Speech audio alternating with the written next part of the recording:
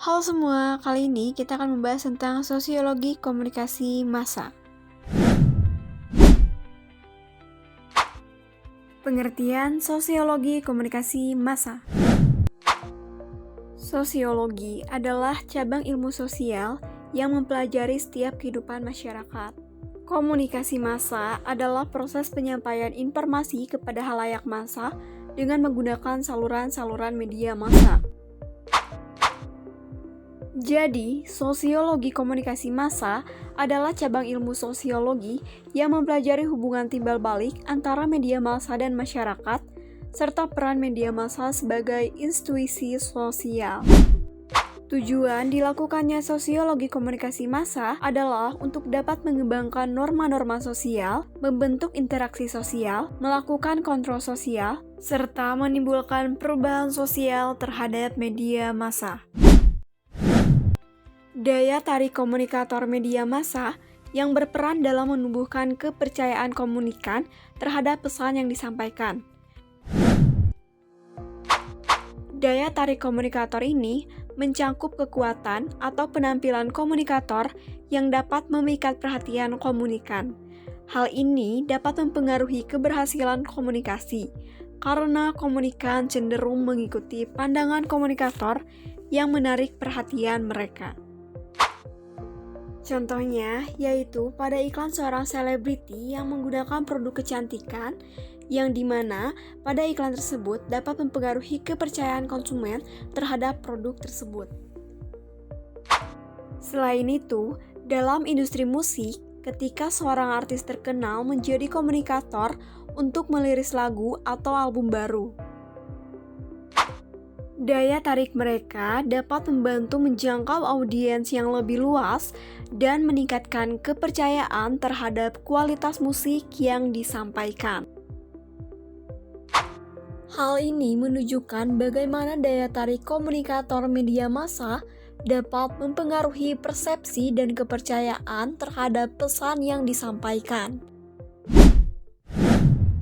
3 pendekatan komunikator media massa menurut Aristoteles.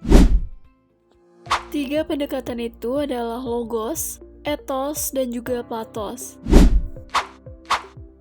Yang pertama adalah logos. Pendekatan logos menekankan pada penggunaan argumen yang rasional dan logis dalam komunikasi. Dalam konteks media massa, pendekatan ini dapat diterapkan dengan menyajikan informasi yang akurat dan berdasarkan fakta, serta menggunakan logika yang jelas dan mudah dipahami oleh audiens. Yang kedua adalah ethos.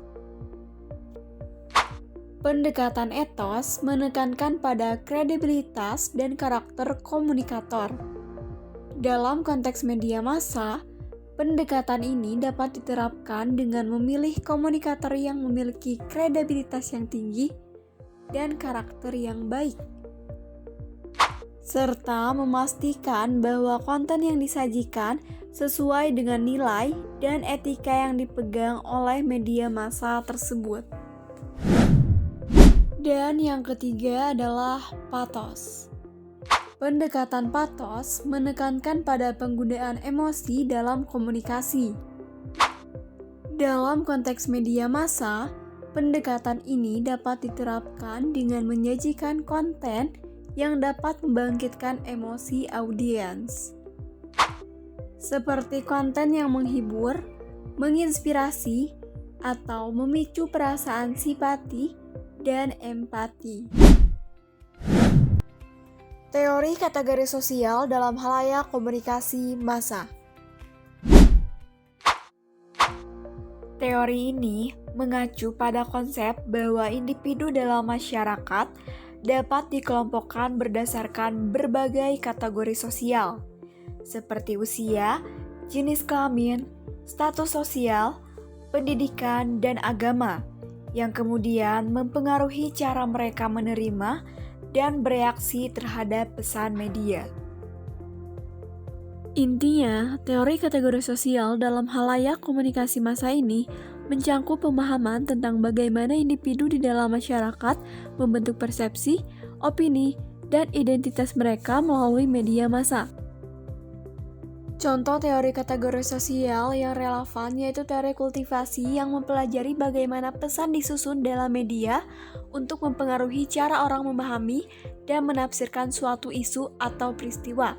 Dan teori framing yang menyelidiki pengaruh jangka panjang paparan media terhadap persepsi dan keyakinan individu terhadap realitas sosial.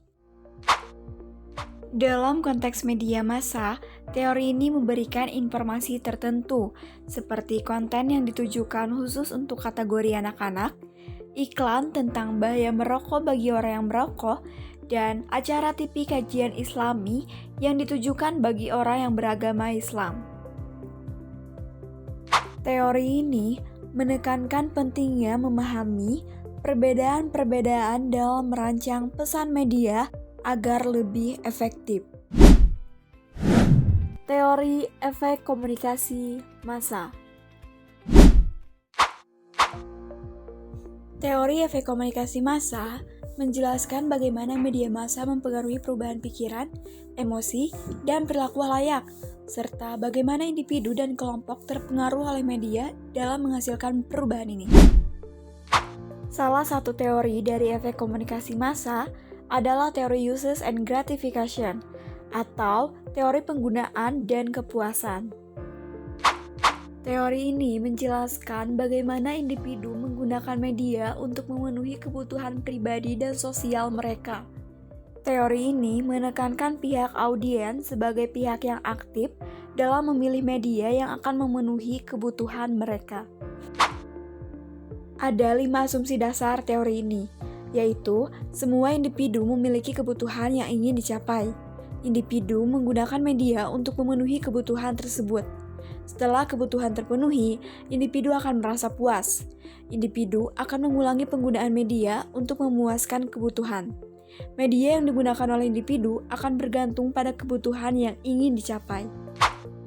Contohnya, yaitu ketika seseorang ingin mendapatkan informasi berita, mereka akan memilih media sosial atau situs web berita. Dan ketika seseorang yang menghabiskan waktunya untuk relaksasi, mereka akan menonton hiburan seperti memilih tayangan drama Korea, film, menonton kartun, ataupun menonton dan mendengarkan musik video favorit mereka. Serta ketika seseorang yang ingin belajar memasak, mereka akan memilih menonton tayangan tutorial memasak. Sekian dan terima kasih.